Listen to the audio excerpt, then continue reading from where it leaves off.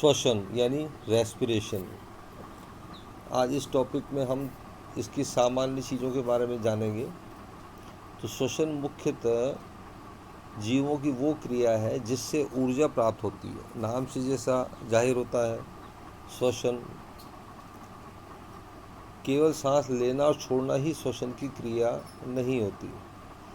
ये थोड़ी जटिल क्रिया है जो मुख्यतः कोशिका के माइटोकॉन्ड्रिया में संपन्न होती है। इसीलिए माइटोकॉन्ड्रिया को कोशिका का पावर हाउस भी कहा जाता है। तो मुख्य रूप से श्वसन में ग्लूकोज मॉलिक्यूल्स का कार्बन डाइऑक्साइड और जल के अणुओं में टूटना ही श्वसन कहलाता है और इसके फलस्वरूप ऊर्जा उत्पन्न होती है। ये क्रिया लगातार बिना ब्रेक के 24 घंटे सभी सक्रिय कोशिकाओं में होती रहती है। ये कोशिका द्रव्य में प्रारंभ होकर माइटोकॉन्ड्रिया में समाप्त होती है। इस क्रिया से सरल शर्करा अणु विभिन्न चरणों में टूटते हैं और ऊर्जा मुक्त होती है। सभी चरणों के अंदर ये प्रक्रिया एंजाइम्स के द्वारा नियंत्रित की जाती है। श्वसन क्रिया के प्रारंभ होने के लिए ऑक्सीजन की आवश्यकता नहीं होती, परंतु वायवीय श्वसन ऑक्सीजन की उपस्थिति के बिना पूर्ण नहीं हो सकता। पूर्णता के लिए ऑक्सीजन जरूरी है। ऊर्जा का नियंत्रण मुक्त होना एक महत्वपूर्ण घटना है। नियंत्रित रूप से मुक्त होना एक महत्वपूर्ण घटना है। इस क्रिया के अंतिम उत्पाद के रूप में कार्बन डाइऑक्साइड एवं जल प्राप्त होते हैं। इस पूरी क्रिया को हम एक रासायनिक समीकरण में हम लिख सकते हैं। ग्लूकोज प्लस ऑक्सीजन एंजाइम की उपस्थिति में उत्पाद जो बनाते हैं कार्बन डाइऑक्साइड, जल और ऊर्जा का मुक्त होना।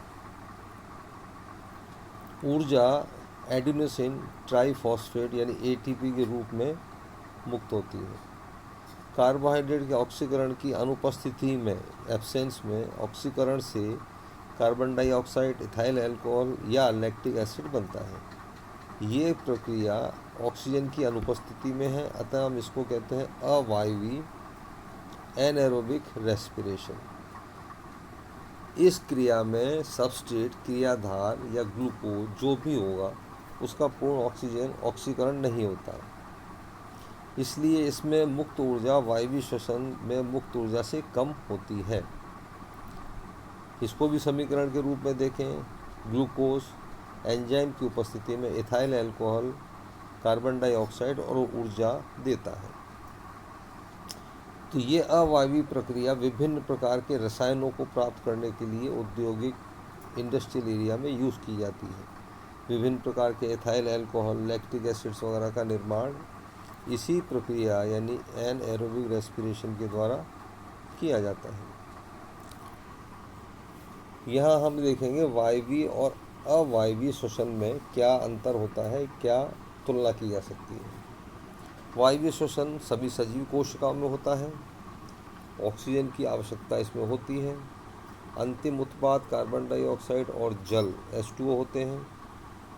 ग्लूकोज के एक अणु के पूर्ण ऑक्सीडेशन से कुल 32 ATP मॉलिक्यूल्स रिलीज होते हैं, प्राप्त होते हैं। इस क्रिया में ग्लाइकोलाइसिस की अभिक्रिया कोशिका द्रव्य में एवं क्रेब्स साइकिल माइटोकॉन्ड्रिया में होता है। ये वायवीय श्वसन के बारे में था। जबकि इसके ठीक विपरीत अवायवीय श्वसन एनएरोबिक रेस्पिरेशन, ये क्रिया सजीव तो हैं लेकिन उसमें भी जीवाणु, कवक, अंकुरित बीज, सकुलेंट फ्रूट्स इत्यादि में होती है। इसमें ऑक्सीजन की आवश्यकता नहीं होती। अंतिम उत्पाद carbon dioxide, alcohol, lactic acid होता है। इस क्रिया में केवल 2 ATP अणु प्राप्त होते हैं।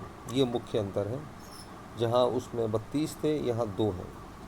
तो वहाँ ऊर्जा ज़्यादा मुक्त होती है, यहाँ पूर्ण ऊर्जा प्राप्त नहीं होती, आंशिक ऊर्जा प्राप्त होती है। सभी क्रियाएं कोशिका द्रव्य में संपन्न होती है। यहाँ माइटोकॉन्ड्रिया की जरूरत नहीं है, जबकि वायवीय श्वसन के अंदर माइटोकॉन्ड्रिया में क्रैब चक्र पूर्ण होता है। ऊर्जा प्राप्ति के हिसाब से एक क्रिया और है दहन। श्वसन रेस्पिरेशन, दहन कंबशन। ईंधन का दहन भी ऑक्सीकरण कहलाता है क्योंकि इसमें कार्बनिक पदार्थों से ऊर्जा मुक्त होती है, लेकिन ये श्वसन की क्रिया से भिन्न होती है। तुलनात्मक रूप से देखें, श्वसन एक जैविक क्रिया है जो जीवित कोशिकाओं में होती है।